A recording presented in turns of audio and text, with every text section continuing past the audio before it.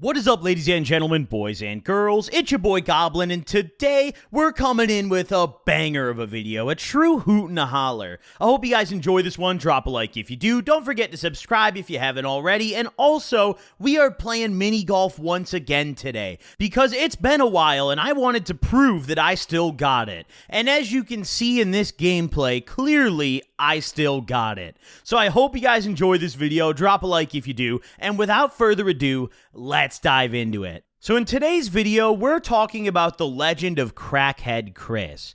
Now, some of you guys who have been watching my channel for a while might be familiar with who this is. The majority of you, however, probably have no clue who Crackhead Chris is. So allow me to give a small amount of backstory here. Crackhead Chris was a mutual friend of mine that I knew back when I was in high school.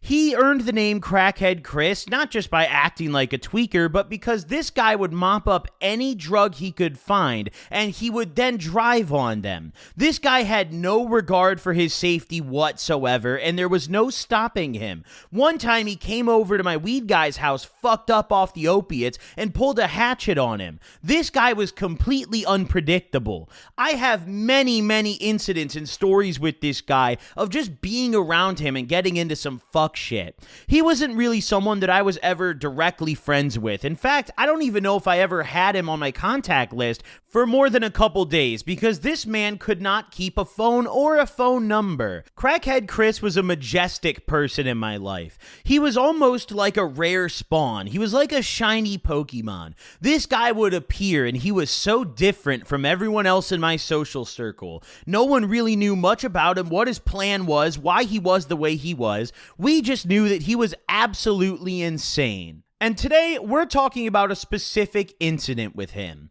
We're talking about a day that really cemented his status with me as Crackhead Chris. Prior to this day, I didn't really understand why they called him that. Sure, he acted like a bit of a tweaker, but I didn't really get it until this day. Now, this took place sometime in early 2016. I don't really remember the exact date for this one, probably partially because I was also as fucked up as Crackhead Chris. Actually, no, that's probably pushing it. Maybe not as intoxicated as him, but we were getting there. But either way, on this fateful day, it started off like any other normal day. I had some plans to go over to my friend Cody's house, and I was going to grab some weed while I was there, and maybe we were going to smoke up a little bit. So I hop in my car and I drive on over there.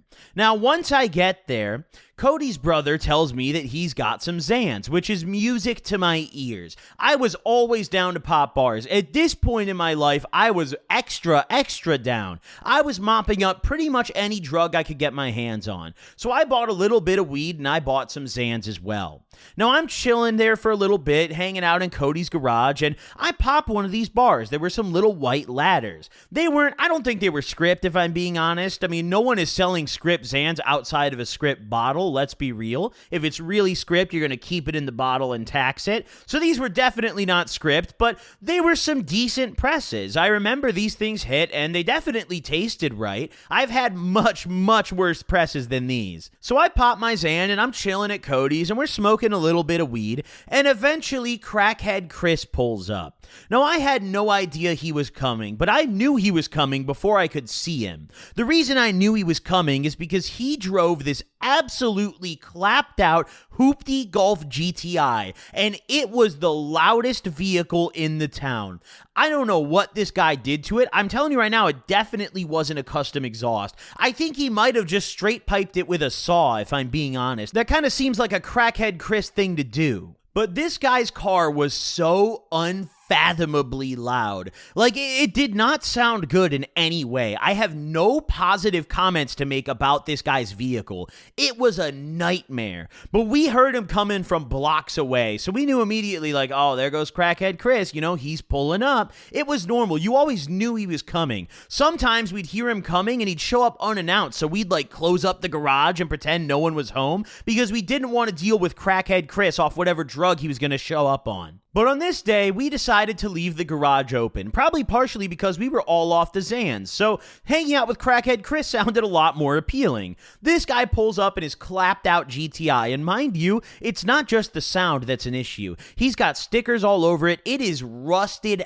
out from the bottom up. I mean, I swear to God, I'm surprised that the frame was even still held together at this point. There was like rust holes in this guy's door. It wasn't just like some light rusting. No, there were like holes in the whip from the rust. It was fucked, dude. I don't know if this thing was at the bottom of Lake Michigan or where he bought it from, but it was not somewhere that he should have bought it from. So Crackhead Chris pulls up and he hops out the car and he comes in and says hello to us. And it was always the funniest thing because there was this slight tension whenever he would arrive, but not enough tension to make us kick him out, you know? Like, yeah, he pulled a hatchet on Cody's brother, but at the same time, like, it's Crackhead Chris, you know? So he pulled up and he came in, and this man was fucked up. He parked his whip all sorts of crooked. He comes in, he falls over as he's walking up the driveway to the garage, and he gets in the garage and just plops himself down on the couch and melts into that shit. So we're talking to him, you know, we're asking like, what's good? You know, what do you need? Because obviously this guy was showing up to buy something, all right? He wasn't just showing up to kick it. He was constantly on a mission to obtain more pharmaceuticals. So as soon as he arrived, we all kind of knew immediately that he was probably going to buy some Xanax. And that's exactly what he did. Now, as he's waiting to get his Xans from Cody's brother, he mentions to me, he's like, yeah, bro, you know, I popped a couple hydros this morning. Like, I'm feeling super good. And I'm sitting there and I'm thinking to myself, like, dude, it's 4 p.m. Like, what do you mean the morning? You know? So I ask him, I'm like, what do you mean, dude? It's fucking 4 o'clock. And he's like, oh, yeah, dude, well, I only woke up like an hour ago, man. And I'm sitting there and I'm like, yeah, I mean, I guess that is Crackhead Chris morning time, you know, 3 p.m. Anything before that, he's probably still up from the night prior's coke binge. So he gets his Xanax and he immediately just eats 2 of these fuckers, just down the hatch instantly.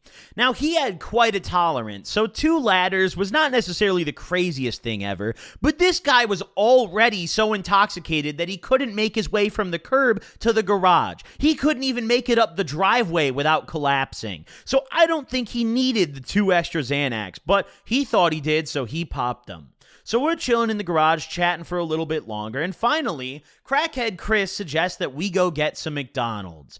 Now, Cody was not interested in this. Cody's brother was not interested in this. But the Xan was starting to hit me, and I was feeling good. And I had a ritual whenever the Xans were hitting. We're pulling up to McDonald's. We got $3 on us, and we're getting a McChicken and a sweet tea, brother. And that is the vibe. I don't know what it is, because normally I wouldn't order the sweet tea at McDonald's very often, but off the Xans, it just tasted different. It was like this sweet nectar, this beautiful love nectar, okay? I'm not talking about semen. I'm talking about sweet tea, brother. So I'm instantly down to go to McDonald's, and Crackhead Chris is kind enough to offer to drive. Now, I should have definitely avoided this offer, but you gotta remember, I was also barred out, so I saw no issue with him driving. I'm like, well, yeah, dude, I mean, he drove here, it must be fine. Now, this guy was a legendary hit-and-run artist. This man drove around town like he was in a demolition derby every single day. I mean, there was not one angle you could look at his car from where it's not fucked up. You know how you go on like Marketplace and you see people selling their cars and they only post sides, like they only post pictures of the good angles? This guy had no good angles. But I'm down to go to McDonald's. So we get up and we hop in his car. I hop into shotgun and he hops in the driver's seat and off we go. He starts up his car and it is the most disgusting sound ever. I mean, this thing sounds like it has lung cancer every time he hits the accelerator. It is absolutely awful. The whip sounds like it's on a respirator. So I want you guys to just picture this scene for a moment. We've got 2 barred out idiots. You've got me off the Xans and Crackhead Chris driving the car off the Xans and the Hydros, and we are in a clapped out Golf GTI that is completely falling apart with a very, very loud straight pipe or whatever the situation was back there. Now, to describe Crackhead Chris a little bit, essentially, he looks like Martin Shkreli if Martin Shkreli consumed the pharmaceuticals instead of peddling them. So here we are just mobbing through the neighborhood, and we're driving down the street, and I didn't notice anything wrong with his driving personally, but also that was not necessarily what I was focused on at the time. I had brought a blunt with us, so we sparked this thing up. And also, mind you, this incident happened before Crackhead Chris and I had gotten into a bit of a dispute. A while later, Cody and I ended up finessing him out of some weed because he was on some fuck shit, and it was a whole ordeal where, like, our I guess you could say friendship, but I wouldn't really say I was very good friends with him, but our relationship, our acquaintanceship kind of fell apart. You know, it was like a mutual beef for like, oh, he's got a problem with my friend, so now I got a problem with him because I'm not really his friend, you know? Big complicated thing. But this took place before that. So we've got two barred out idiots off the pharmaceuticals cruising up to McDonald's. We're driving through the neighborhood and he's looking just fine. And we get up to the McDonald's and all is well so far. I'm thinking this is just going to be a nice, chill McDonald's run. Now, once we go through the drive-thru, we place our order and we get up to the first window and pay. And this is where things get hectic. After the first window, I guess Crackhead Chris wasn't paying attention, or maybe he was too fucked up, or maybe he looked ahead and was just straight up hallucinating off all the drugs he was on and saw it as a target instead of a different vehicle. But this man hit the accelerator and just slammed right into the car in front of us. And it wasn't very light either. There wasn't anything that would come close to totaling either of the cars. I mean, we're in a drive-thru a window apart, but he punched that accelerator kind of hard, and it was definitely a jolt, you know? I mean, I felt the impact. It was not a little bump. It was like, damn, dude, you kind of fucked that shit up, you know? So I'm sitting there and I'm like, oh my God, man. But at the same time, I'm also not that worried because I'm not in my car. So how much trouble can I get in, you know? The weed, whatever drugs he has on him, like, that's fine and dandy. I didn't bring my Zans with me. I left that shit at Cody's house. So whatever he's got, that's on him, brother. And if he tries to pin it on me, I'm going gunna mode in that fucking interrogation room, brother. All right? I am YSL and we are a gang. But he rear ends this guy's car and he doesn't even react, dude. I mean, this guy's sitting there like he's just still waiting in line, you know, like nothing happened. The guy in the car in front of us gets out and he kind of walks over and he looks pissed, bro. He like throws his hands up and shit. And at that point, I think is when Chris realized what he just did. And he was like, oh shit. It was the funniest thing ever. This guy slams into him. Not super hard, but definitely hard enough to notice. And it took until after the guy gets out of the car mad about it for Chris to be like, oh shit, did I hit him? And I'm sitting there and I'm like, my boy, your brain is on like 400 ping, my man. I shouldn't have gotten in this whip. So we're sitting in line at the McDonald's. The guy gets out of the truck and Chris kind of yells out the window to him. He's like, yeah, like just park up over there. You know, he tells him to like go wait for him, right? So we get up to the next window. The guy gets away from the window and he goes and parks in a parking spot dead ahead of the exit of the drive-thru. So I'm talking to Chris and I'm like, yo, like, what the fuck are we gonna do, dude, you know? And Chris, he's like, oh, well, you know, we just gotta go, man. Like, we just gotta dip. And I'm like, all right, dude, fuck it. I'm someone who's committed a few hit and runs myself. Listen, when you're a minor, you get scared, you know? When you're young and you get in a car accident, that shit's scary. Now that I'm older, I realize that running is probably the worst thing you could do at the scene of an accident because you're not even gonna get in trouble, dude. I mean, there's motherfuckers who literally run people over and kill them. And as long as they stay at the scene and it's a legitimate accident, they're fine. I mean, besides their insurance and their car and the guy they hit, but you know, legally they're fine. So after a quick little discussion about what our plan is, we get our food. We get our goods. I get my little McChicken, right? I get my little snack. And now it's time to figure out our plan of action. Apparently, Crackhead Chris had already figured it out before we even got the food, because the moment we got the food, this guy just punches it and gets the fuck out of there. Directly ahead of the entrance of this, or the exit of this drive-thru, pardon me, there's this little outlet that leads to the street. It's like a gap in between the parking spaces that leads back out to the street. So as the dude that we rear-ended is parked a bit to the left of this gap, Crackhead Chris just punches it and goes straight through the gap and back out to the street. The problem is, once you go out this gap, it's a one-way turn. You have to turn right. I mean, technically you can turn left, but it's kind of tough because you can't really see who's coming, and you're also not supposed to. So we turn right going out of here, and now we're sitting at a fucking red light with a car in front of us. The dude who we rear-ended notices this shit immediately because he was literally standing outside of his car waiting for us to pull up. So this boy was alert. Now, I'm sitting in shotgun. I'm just having the time of my life. You know, I'm barred out. I'm not even slightly concerned about this. I'm like, you know what? I'm along for the ride, brother. Let's fucking go for it. This man is out of his mind off multiple pharmaceuticals driving me around, and I'm chilling like I'm in the back of an Uber. So we're at this red light, and of course the dude that we hit gets right behind us. He's in an SUV. I don't really know what kind of SUV it was. I don't remember exactly. But I remember it was a black SUV, and it was pretty big, dude. I mean, it might have been like a Toyota, you know, like one of those bigger Toyota ones or something. But I remember it was a big black SUV, like family size, dude. So there was probably not very much damage to his car. I mean, I don't remember seeing much of any, but I could just hear the crunch of Crackhead Chris's car, and I knew there was some to his. But we did not have a chance to even check yet.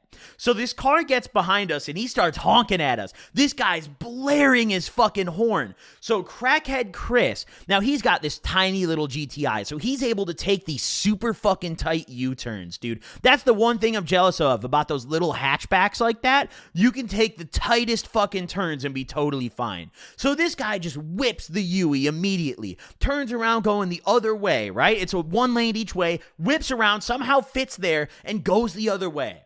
The truck is not capable of doing this all in one motion. So as we hit the Yui and gun it, we look and the truck's trying to do it. I'm like looking behind us and the truck's trying to do it, but he had to like stop and like back up and then do it because otherwise that guy would have just nailed a sign or some shit, you know? So he hits the Yui, he makes a left at this stop sign after we turn around and he just fucking guns it. We've got a straightaway here. Now we're going for it, dude. However, the truck is now turned behind us and it's on our ass. So Crackhead Chris is flooring it. I don't think he has a plan of where he's going. And I tell him, because now we're going back in the direction of Cody's house. And I tell him, I'm like, bro, do not bring this shit back to Cody's house. Like, he's gonna kill us. Do not bring this shit back to Cody's house. We must go somewhere else. And he's like, yeah, I know, bro. I know. Like, shut up, you know? He was kind of being a dick, but at the same time, he was very stressed out, so I didn't blame him. You know, you do you. Get us out of this situation, brother.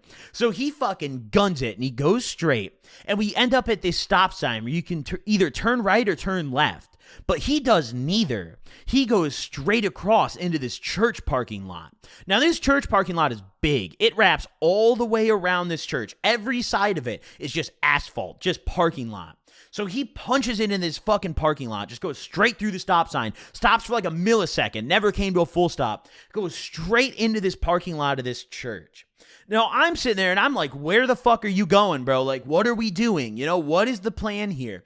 As we get into the parking lot of this church, we get behind the church and this guy just stops his fucking car as if the dude just forgot where we were. Like we're playing Assassin's Creed or some shit. I'm sitting there and I'm like, bro, you got to keep going. We stopped back there for maybe 2 seconds. This man took a little hydro pit stop, dude. This guy actually pulled over in the middle of a hit and run chase, pops another hydro, and we're back at it.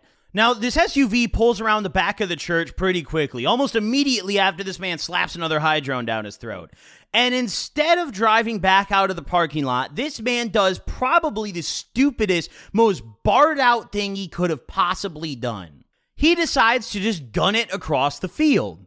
You see, the way this parking lot was laid out is this church was surrounded by a giant ass field, dude. There was houses near it, but they were pretty far away. I mean, there was a large amount of space to drive through here.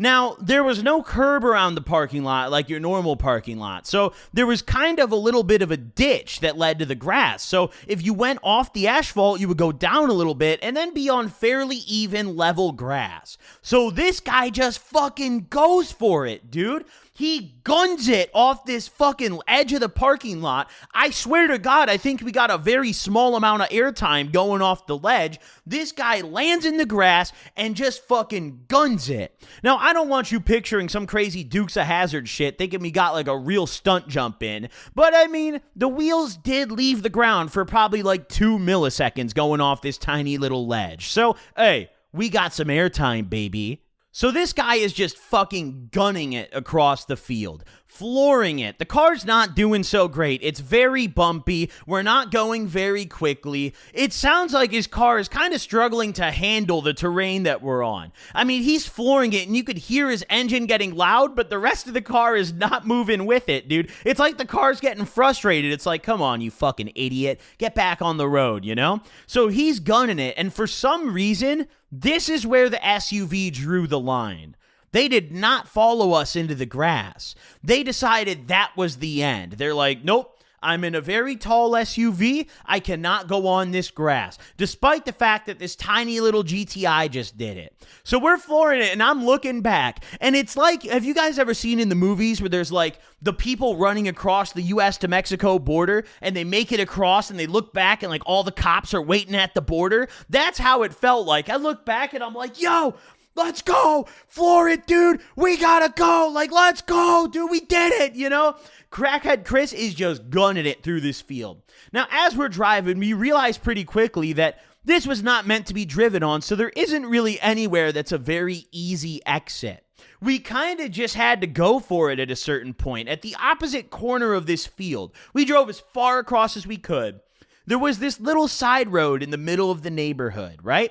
It was in between two houses, but these two houses were pretty far apart. So it's not like we were scraping fences or anything. There was a pretty sizable gap here. So we drove back up where the incline was the lowest and got back up on the main road and dipped the fuck out of there. Now, I did not want to be associated with Crackhead Chris any further for this day. I told him, I was like, yo, drop my ass off and get the fuck out of here, dude. Like, go home. You're tweaking. Now, this man, despite all of his drug habits, had a very nice home. I knew where he lived. I'd driven past it a couple times. I'd seen his car out front. Very nice house. His parents had money. I think that's how he got his drug money, because this man sure as hell never held a job. So after we get back up onto the main road, this man drives back to Cody's house, and we were still pretty close to his crib by the time he got done with this whole ordeal. So it took him maybe 5 minutes to drop me back off at Cody's house, and he just fucking dips. He skirts off. He doesn't even stop to say goodbye.